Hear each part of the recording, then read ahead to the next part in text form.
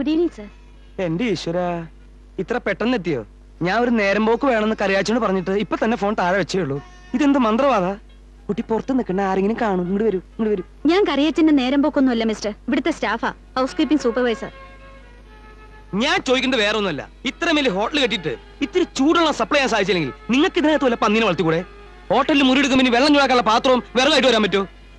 ഒരു തോറ്റ MLA സ്ഥിതി ആണെങ്കിൽ ഇലക്ഷൻ നിൽക്കാത്തൊരു സാധാരണക്കാരന്റെ സ്ഥിതി എന്തായിരിക്കും? ചൂടാവല്ലേ സർ?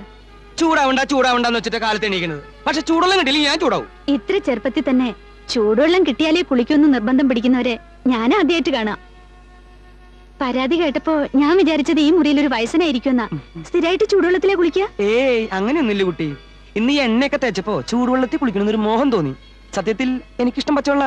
ഈ ദേഹത്തിന് എന്തായാലും പച്ചവെള്ള നല്ലത്. മതി. ദേ, പിന്നെ എന്നെ അറിയായിരിക്കും. ഇല്ല. ഞാൻ തോറ്റ MLA ആണ്. ജയിച്ച MLA തിരുവനന്തപുരത്തും അസംബ്ലിയിലേക്കായിട്ട് അലഞ്ഞിരിഞ്ഞു നടക്കുക. അതുകൊണ്ട് ഈ നിയോജകമണ്ഡലത്തിലെ കാര്യങ്ങളൊക്കെ ശരിയാക്കാനുള്ള ഭാഗ്യം എനിക്ക് കിട്ടിയത്. എന്താ പേര്? ഇവിടുത്തെ സ്റ്റാഫ് ഗസ്റ്റിനോട് പേര് പറയാൻ പാടില്ലെന്ന നിയമം. ആ നിയമത്തിന് മറികടന്ന് പേര് പറയുന്നത് എന്തെങ്കിലും വിരോധം ഉണ്ടോ? ഉണ്ട് സർ. സോറി ഡോക്ടർ, ആ തോറ്റ MLA കാണാൻ വന്നിട്ടുണ്ട്. രോഗിയായിട്ടാണ് വന്നതെങ്കിൽ ക്യൂവിൽ നിൽക്കാൻ പറയും. അല്ല വേറെന്തെങ്കിലും ആവശ്യത്തിനാണെങ്കിൽ തിരക്കൊഴിയുന്നവരെ കാത്തുക്കാൻ പറയും. ഓ, സാറിനോട് ഇപ്പൊ തന്നെ ചെല്ലാൻ പറഞ്ഞിട്ടുണ്ട്. തെച്ച് പേര് നിങ്ങളോടല്ലേ പുറത്ത് വെയിറ്റ് ചെയ്യാൻ പറഞ്ഞത്? പുറത്ത് നിന്ന് നിൽക്കാൻ. ഇതാണ് ഇവിടുത്തെ സ്ഥിതി. നിങ്ങളോട് അകത്തേക്ക് അല്ലാനാണ് എന്നോട് പറഞ്ഞത്. എന്നിട്ട് എന്തായി? വിശ്വസിച്ച് അകത്തേക്ക് എന്നപ്പോ ചെകിട്ട തടിയൊടുങ്ങി തെറിച്ച മാതിരിയല്ലേ MLA പുറത്തേക്ക് പോകുന്നത്? ഇയാൾക്ക് പിരാന്താണെന്നുള്ളതിന് ഇതിലും വലിയ തെളിവ് ഇനി എന്താണ് വേണ്ടത്? ഈ പ്രാന്തി ഞാൻ മാറ്റിത്തരാം. ഇതങ്ങനെ കേരള ലെവലിൽ ചിന്തിച്ചാ പോരാ, കേന്ദ്ര ലെവലിൽ ചിന്തിക്കണം. പറ്റുമോ? എടോ, താൻ വെറും ഒരു കമ്പൗണ്ടറാ. തീർച്ചയായിട്ടും. തനിക്ക് രാഷ്ട്രീയം പറഞ്ഞാൽ മനസ്സിലാവൂന്ന് എനിക്കറിയില്ല. പറഞ്ഞോളൂ. രാഷ്ട്രീയത്തിൽ ചില ചുവടുവെപ്പുകളൊക്കെ ഉണ്ട്. എടുത്തോ പിടിച്ചോ എന്ന് പറഞ്ഞിട്ട് ഒന്നും ചെയ്യരുത്. എല്ലാ വൈരാഗ്യങ്ങളും ചതികളും വഞ്ചനകളും ഉള്ളിൽ അങ്ങനെ ഒതുക്കി ഒതുക്കി വെക്കണം. എന്നിട്ട് സമയം നോക്കി അതിൽ ഓരോന്നായി പ്രയോഗിക്കണം. ഈ സമയത്ത് നമ്മളെ കുത്താൻ വേറെ ആരെങ്കിലും നമ്മുടെ പിന്നിലുണ്ടോ എന്നൊരു കണ്ണു വേണം. അതുവരെ ദാ ഇങ്ങനെ ഇങ്ങനെ ചിരിച്ച് ചിരിച്ച് ഇങ്ങനെ ഇങ്ങനെ നിൽക്കണം. എങ്ങനെ? ഇങ്ങനെ ഇങ്ങനെ. ഡ്യൂട്ടി സമയത്ത് ഡോക്ടർ സ്വല്പം ചൂടാണല്ലേ? അല്ലാത്തപ്പോഴും ചൂടാണ്. എന്നെ അറിയുമായിരിക്കും. അറിഞ്ഞാലും ഇല്ലെങ്കിലും ചില മര്യാദകൾ പാലിക്കുന്നത് എല്ലാവർക്കും നല്ലതാണ്. ഞാനൊരു തോറ്റ MLA ആണ്. തോറ്റാലെങ്ങനെ MLA ആവുന്നത്? തോറ്റ സ്ഥാനാർത്ഥി എന്ന് തിരുത്തി പറയണം. എന്നെ ജനങ്ങൾ വിളിക്കുന്നത് അങ്ങനെയാണ്. ഞാനങ്ങനെ വിളിക്കില്ല. വേണ്ട. ജനങ്ങളുടെ ആഗ്രഹങ്ങൾക്ക് വഴങ്ങിക്കൊടുക്കുന്ന രാഷ്ട്രീയ പാരമ്പര്യമാണ് എനിക്കുള്ളത്. ജയിച്ച MLA കൊണ്ട് ഈ നാടിന് എന്താ ഗുണം? നിങ്ങളെന്താ ഒന്നും മിണ്ടാത്തെ?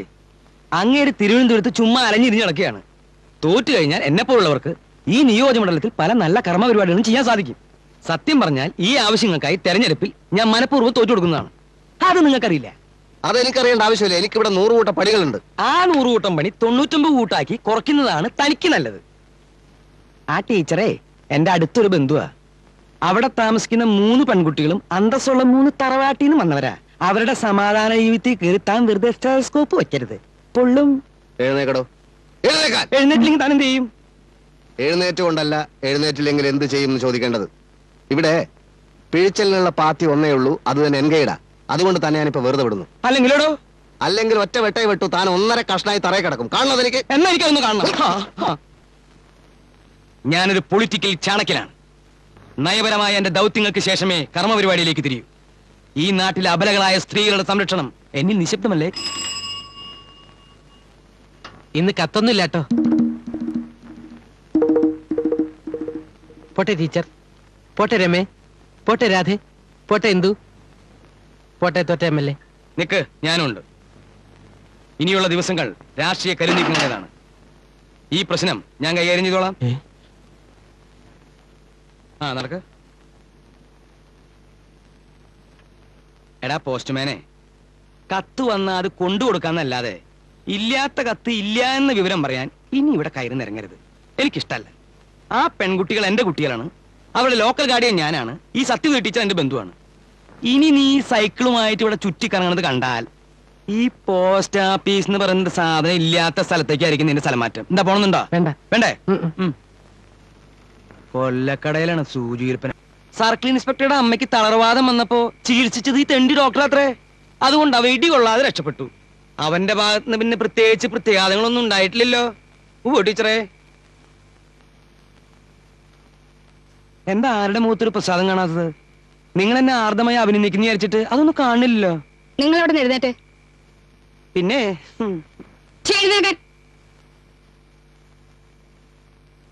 ആരെയാടോ ഡോക്ടർ മാനഭംഗപ്പെടുത്താൻ ശ്രമിച്ചത്?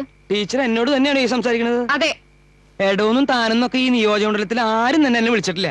സാരില്ല, ടീച്ചർക്ക് എന്നെ എന്തും വിളിക്കാം. കുഞ്ഞികൃഷ്ണേട്ടൻ എന്റെ ആധ്യാത്മിക ഗുരുവായിരുന്നല്ലോ. ഡോക്ടർക്കെതിരെ പോലീസ് സ്റ്റേഷനിൽ നിങ്ങൾ കംപ്ലൈന്റ് കൊടുത്തത് എന്തർത്ഥത്തിലാ? ഞങ്ങൾ എന്തെങ്കിലും പറഞ്ഞിരുന്നോ? എന്താണോ തനിക്ക് നാക്കില്ലേ? ടീച്ചറെ, നല്ലവരായ ഈ പെൺകുട്ടികൾക്കും ടീച്ചർക്കും വേണ്ടിട്ടല്ലേ ഞാൻ ഈ ത്യാഗമൊക്കെ ചെയ്തത്. ഇറങ്ങടോ അവിടുന്ന്. എന്താന്ന്? ഇറങ്ങി പോവാൻ.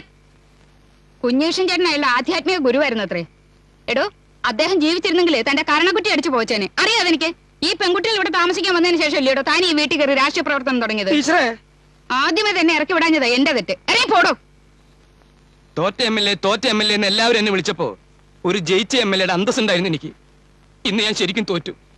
1982 തെരഞ്ഞെടുപ്പിൽ കെട്ടിവെച്ച കാശ് നഷ്ടപ്പെട്ടപ്പോ പോലും ഇത്രയും വലിയ ഇച്ഛാമം എനിക്ക് ഉണ്ടായിട്ടില്ല. കുട്ടികളെ, ഗുഡ് നൈറ്റ്. തൊട്ടമില്ലേ, പതുക്കെ പതുക്കെ പടിയുണ്ടോ ഇവിടെ? അടിയായാലും വെടിയായാലും MLA-ക്കത് പുല്ലാണ്. അടിയായാലും വെടിയായാലും MLA-ക്കത് പുല്ലാണ്. പുല്ലാണ് പുല്ലാണ് MLA-ക്കത് പുല്ലാണ്. നമ്മുടെ തോറ്റ MLA-ക്ക് നല്ലോണം അടി കിട്ടി. കഴുത്ത് ഒരു വശം തിരിഞ്ഞുപോയി. മെഡിക്കൽ കോളേജിലെ ഡോക്ടർമാർ ഇങ്ങോട്ട് റെഫർ ചെയ്ത് വിട്ടതാ. അതെ, എന്താ? തന്നോടല്ല.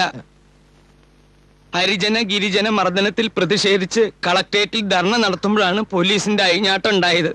ഡോക്ടർ, എന്റെ കഴുത്ത് ഞാൻ ഡോക്ടറെ ഏൽപ്പിക്കുകയാണ്. എന്നെ രക്ഷിക്കണം.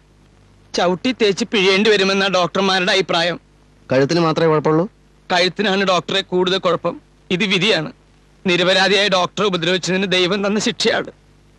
പാത്തി ഒഴിവുണ്ടോ കാതറെ? ഒഴിവാക്ക.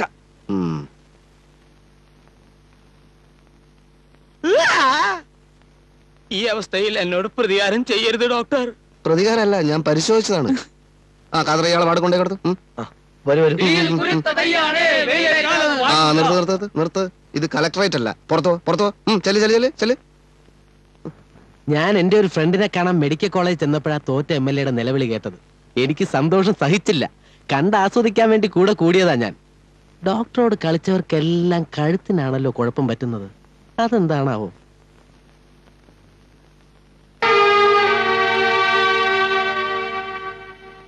ഇനി കുറെ ദിവസത്തേക്ക് വരില്ല എന്നാ കരുതിയത്. ജാമ്യം കിട്ടിയല്ലേ ഡോക്ടറെ? ഏതോ പെണ്ണുങ്ങളുമായി അടിപിടി ഉണ്ടായല്ലേ? എന്തായിരുന്നു ഡോക്ടർ പ്രശ്നം? ഡോക്ടർ പെണ്ണുങ്ങൾ തല്ലിയോ? നിന്റെ മറ്റവന്റെ 16 അടിയന്തരത്തിന് നീ ഇതുപോലെ ബോർഡ് എഴുതി വെക്കോ? ഡോക്ടർ, ഞാൻ രോഗികൾ ചോദിക്കുമ്പോ ലോക്കപ്പിലെ കാര്യം പറയണോ? ബോർഡ് എഴുതി പരസ്യം ചെയ്യണോ? ലോക്കപ്പിലായ പിന്നെ ലോക്കപ്പിലായിട്ടില്ലാന്ന് ബോർഡ് എഴുതിയേക്കാൻ പറ്റുമോ?